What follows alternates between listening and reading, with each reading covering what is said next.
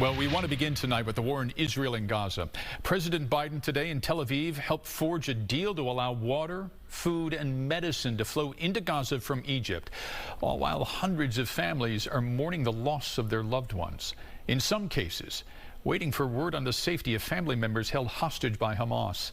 Aviatar is one of the 119 hostages the Israeli Defense Forces believe are held captive somewhere in Gaza. I spoke with his brother today in Israel. Well, my brother was born in Israel, like me. Ilay David says his brother Aviatar was at the music festival near Gaza when the Hamas attacks began on October 7th. Yeah, he was there.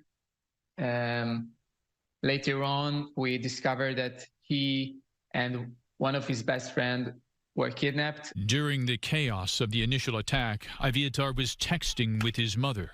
And then the connection lost when he told her that he and his friends are running to the vehicles to run away. And then after the connection lost, we were in complete darkness. Within hours, they saw a video of his brother in captivity. It was dark because the cameraman held a flashlight next to the camera, and he filmed each of their frightened faces for us to see what they did. And one of them was my brother, Aviatar, and another one was one of his best friends. Ilay, how hard has it been waiting for answers? But we worry all the time.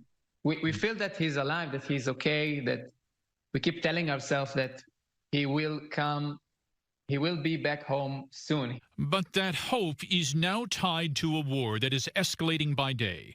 More Hamas missiles rocketing into Israel, more IDF strikes in Gaza, more death.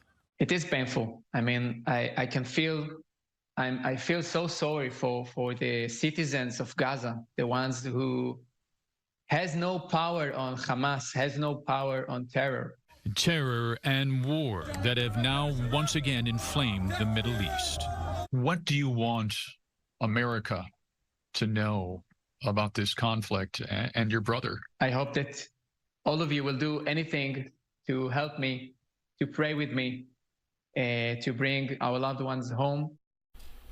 Now, Ilay and his family have not seen any more videos posted of his brother since just after he was captured, and they have not heard any more information about his safety either.